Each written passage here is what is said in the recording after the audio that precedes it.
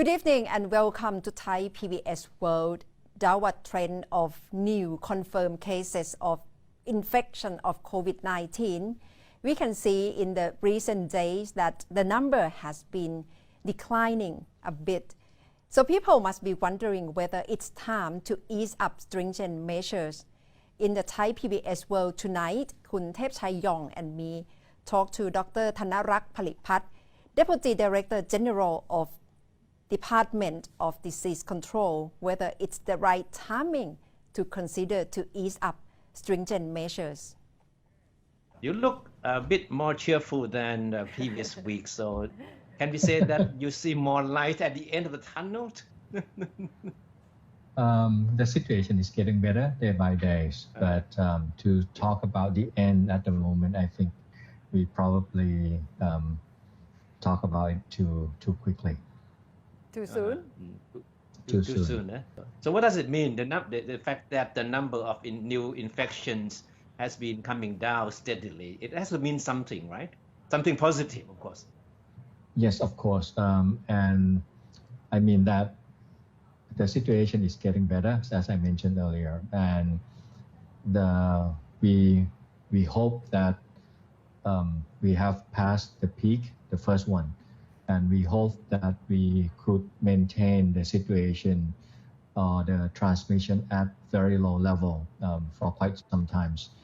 What I'm so afraid is that everybody's now learning the situation too, and they may start to probably relax a little bit. And as I mentioned earlier, it's not time for us to talk about relax yet.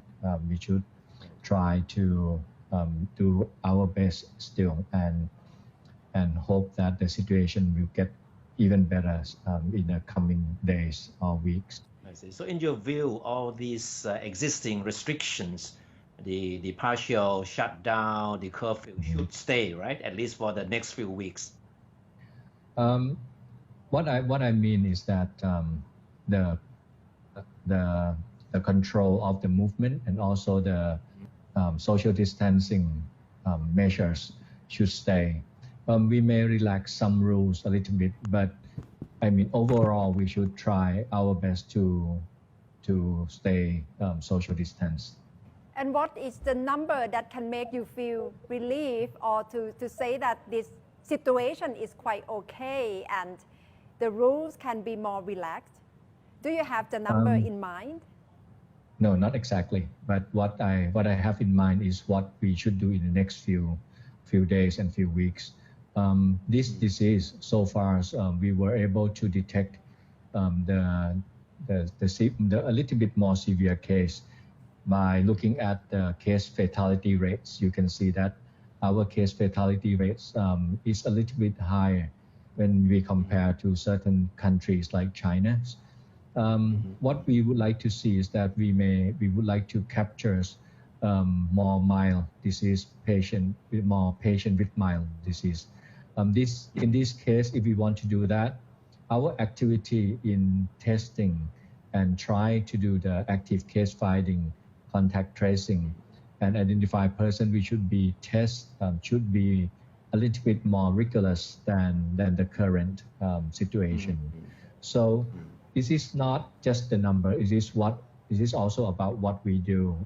If we try to find the disease everywhere and we can find it, then I will be more relaxed. But so far, I think we need to do a little bit more active in finding the mild case in that end.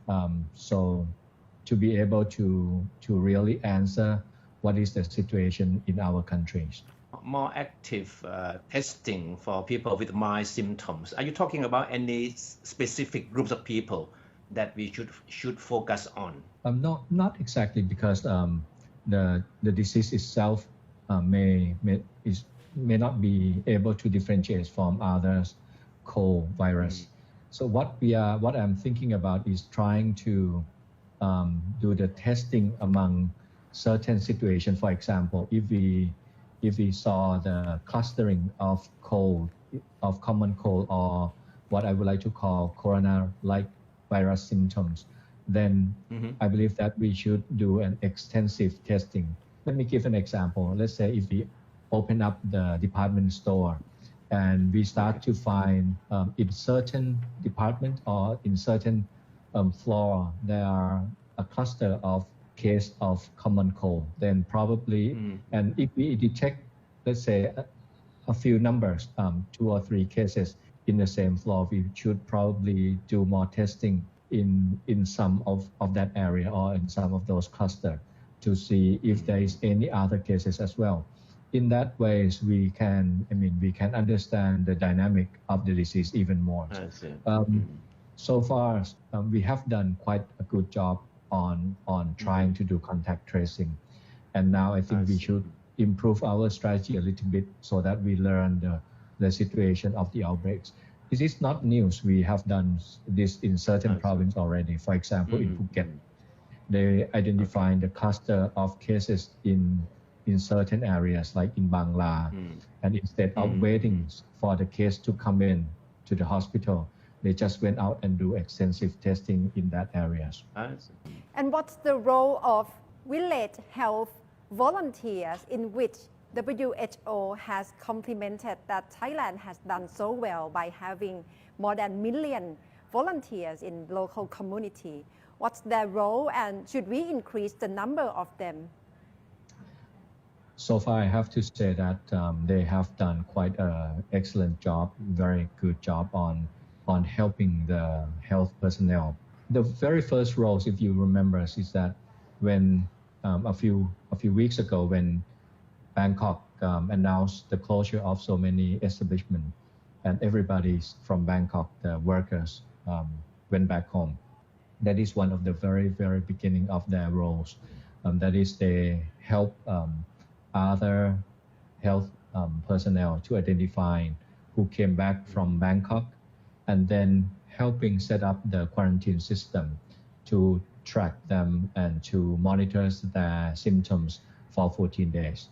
So far, I believe that they have done quite a great job, and now they are also helping in also doing the following up of the contact of the confirmed case as well. So not just doing those quarantine and monitor the health of those under quarantine, they also help with health education and trying to send a positive message, and also what people in Thailand should do under this situation. So they have so many roles to help us. So for the benefit of our audience, can you explain to us a little bit more about the role of the health volunteers? Who are these people, and what kind of functions do they have on a day-to-day basis? Usually they will help with before COVID, they work on several fronts. Like, for example, they identify the pregnant women in the village and encourage them to walk in and have antenatal cares. They help us to do the larva survey to prevent dengue, emerging fevers. So each year or each month, Ministry of Public Health will identify certain roles for our health volunteer to do. And then they went out to the village, and then they do their part. And then every month they will come back to what we call the health centers, or now we call health promotion hospital, to report back of what they have done in the past month, and also discuss about what is going on in the village, so that health personnel at the health promotion hospital know the situation and then can went in and fix the problem sooner. I see. So you're saying that these people are a very important connection between the health authorities and local communities, right? Yes. So it's not time to relax yet, but perhaps revising some strategies such as contact tracing in highly infected area. And that's all from Thai PBS World tonight.